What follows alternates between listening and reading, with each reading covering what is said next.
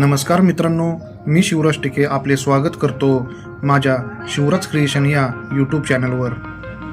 मित्रांनो, आजच्या व्हिडिओमध्ये आज आपण पाहणार आहोत देवगिरी एक अभेद्य किल्ला भाग 2। भाग 1 मध्ये आपण किल्ल्याचा महादरवाजा ते मेंढा तोफ बुरुज इथपर्यंतची सर्व माहिती सविस्तर पाहिली। भाग 2 मध्ये आज आपण पाहणार आहोत देवगिरी किल्ल्यांची आणखी काही वैशिष्ट्ये, म्हणजे किल्ल्याभोवती असलेले खंदक, अंधेरी मार्ग, गणेश मंदिर, बारादरी आणि दुर्गा तोफ। देवगिरी किल्ल्याभोवती शत्रूपासून संरक्षण करण्यासाठी एक अतिशय खोल आणि रुंद खंदक खोदण्यात आला। हा खंदक किल्ल्याच्या सुरक्षिततेचा एक महत्त्वाचा भाग होता, ज्यामध्ये पाणी भरलेले असायचे। ऐतिहासिक आख्यायिकेनुसार त्यात मगरी देखील सोडल्या जात असत, जेणेकरून कोणताही शत्रू सहजासहजी किल्ल्यात प्रवेश करू शकणार नाही। हा खंदक सरळ आणि कठीण पाषाण फोडून तयार केला आहे, ज्यामुळे तो ओलांडणे अत्यंत धोकास्त्र आणि आव्हानात्मक आहे। या खंदकामुळे शत्रूला मुख्य प्रवेशद्वार गाठणे शारीरिक आणि मानसिक दोन्ही बाजूंनी कठीण जात असे। किल्ल्याचा इतर चक्रव्यूह आणि भूकुंडी सारखा असलेला हा खंदक गडाची सुरक्षितता अधिक मजबूत करत असे। किल्ल्याचा खंदक ओलांडून पुढे आल्यावर आपण प्रवेश करणार आहोत अत्यंत भयानक आणि कठीण असलेला एकमेव अंधारी मार्ग। अंधेरी हा किल्ल्यावर जाण्यासाठी एकमात्र मार्ग आहे। युद्ध काळात हा मार्ग शत्रूंपासून वाचण्याकरिता एक उत्तम मार्ग होता। लांब आणि आडवळणाचा भुयारी मार्ग शीघ्रतापूर्वक उंचावर जाणाऱ्या पायऱ्यांपर्यंत जातो। पायऱ्यांची उंची तसेच रुंदी अनियमित आहे। प्रकाशाअभावी वर चढणे शत्रूला अशक्य आहे। भूलभुलैया तसेच काळोखांमुळे शत्रू भ्रमित होऊन अनेक अडचणींमध्ये येत असतो। भरीव घडवलेल्या या दगडी भुयारात निर्मित केलेल्या खोल्या या सैन्यांकरिता तसेच शस्त्रास्त्राची साठवणूक करण्याकरिता उपयोगात येत असावीत। भुयारातील वक्राकार मार्गातील खिडक्यांमधून येणाऱ्या प्रकाशामुळे शत्रू एकदम आकर्षित होत होता आणि सरळ खाईत पडत होता। काळोख मार्गात अंथरलेले विषारी अंकुचीदार खिळे, श्वास रोखणारा धूर तसेच वरून फेकलेले गरम पाणी अथवा तेलामुळे आक्रमणकर्त्याला हा भुयारी मार्ग पार करणे अशक्य होते। भुयाराच्या मोकळ्या अंगणात असलेल्या पायऱ्या या भारतीय पुरातत्व सर्वेक्षणाद्वारे इसवी सन 1952 मध्ये पर्यटकांच्या सुविधेकरिता निर्माण केल्या गेल्यात, अन्यथा आज हे भुयार पार करणे अत्यंत कठीणच आहे।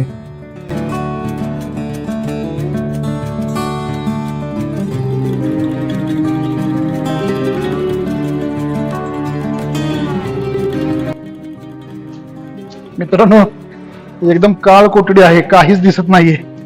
खूप छान, पण लाईटीची व्यवस्था केलेली आहे बऱ्यापैकी।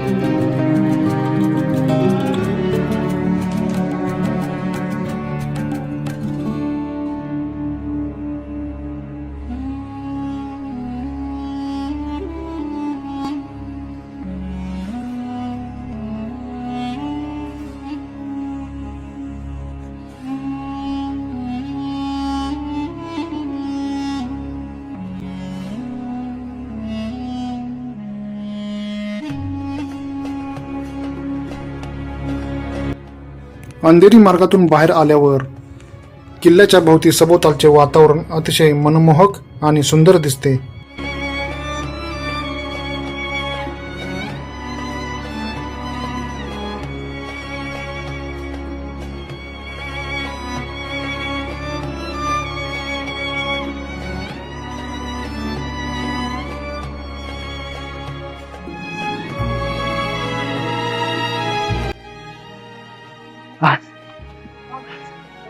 इतका उंच आहे किल्ला, जास्त उंच आहे, जास्त।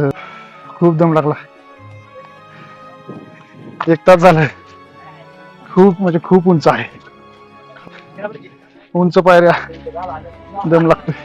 अंधेरी मार्गातून बाहेर आल्यावर किल्ल्याच्या दिशेने जात असताना डाव्या बाजूला आपणास सुंदर असे गणपती मंदिर पाहायला मिळते। हे गणपती मंदिर संकटमोचक आणि विनायक म्हणून ओळखले जाते। या मंदिराचा कळस विविध आकारांच्या ऐतिहासिक तोफगोळांपासून बनवलेला आहे, जे येथील लष्करी व धार्मिक वारसाचे अनोखे प्रतीक मानले जाते.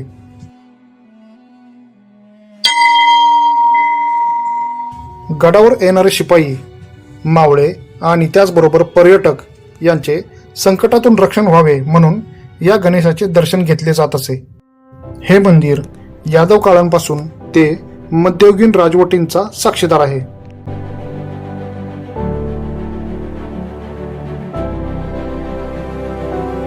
आता आपण बारादरी म्हणजेच मुख्य महालाकडे चाललो आहोत. किल्ल्यावर पोहोचल्यास आपणास थंड वातावरण, मोकळा श्वास आणि सभोवतालचे मनमोहक निसर्गरम्य वातावरण आपणास अनुभवायला मिळते. आता आपण बारादरी या महलापाशी पोहोचलेलो आहे. टेकडीच्या उंच माथ्यावर असलेल्या या सुंदर पांढऱ्या महलाला 12 कमानींमुळे बारादरी हे नाव पडले आहे. यात मोकळ्या अंगणाच्या चारीकडे लहान मोठ्या खोल्या आहेत,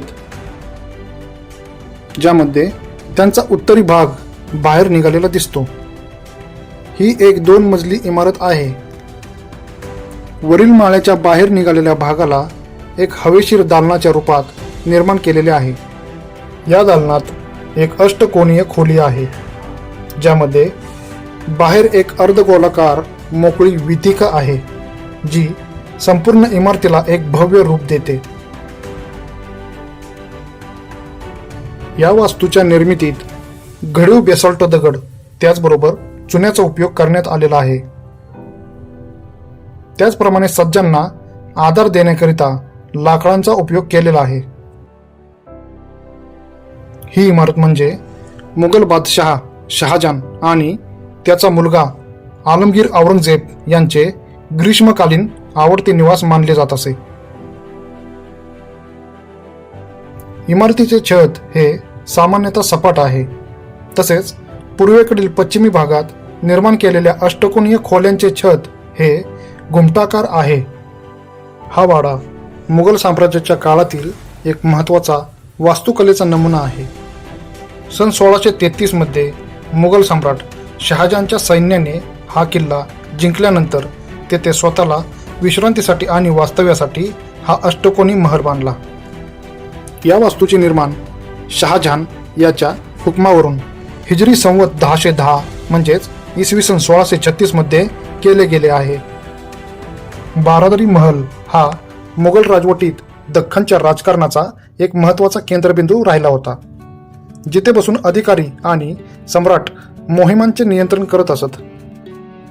बारादरी महल पाहिल्यानंतर आता आपण किल्ल्याच्या मुख्य ठिकाणी जाणार आहोत, ते म्हणजे दुर्गा तोफ. दुर्गा तोफ ही किल्ल्यावर ठेवलेली एक महाकाय आणि अत्यंत प्रभावी तोफ आहे. किल्ल्याच्या सुरक्षिततेसाठी आणि दूरवरील शत्रूवर नजर ठेवण्यासाठी ही तोफ किल्ल्याच्या सर्वात उंच व सर्वोच्च बुरुजावर बसवण्यात आली होती. ही तोफ 16व्या ते 17व्या शतकातील एका धातूची तोफ असून हिची नळी तांबे किंवा पितळी आवरणाची आहे आणि आतील भाग लोखंडी पत्र्याचा ओतीव व संमिश्र पद्धतीने तयार केलेला आहे. या तोफेवर देवनागरी लिपीत संस्कृत भाषेमध्ये श्री दुर्गे असा मजकूर आढळतो. त्याचबरोबर काही ठिकाणी पार्शियन भाषेतील कोरीव काम आढळते. तर मित्रांनो, हा होता देवगिरी एक अभेद्य किल्ला. व्हिडिओ आवडल्यास व्हिडिओला लाईक करा, शेअर करा आणि आपलं शिवराज क्रिएशन हे चॅनल सबस्क्राईब करायला विसरू नका. धन्यवाद.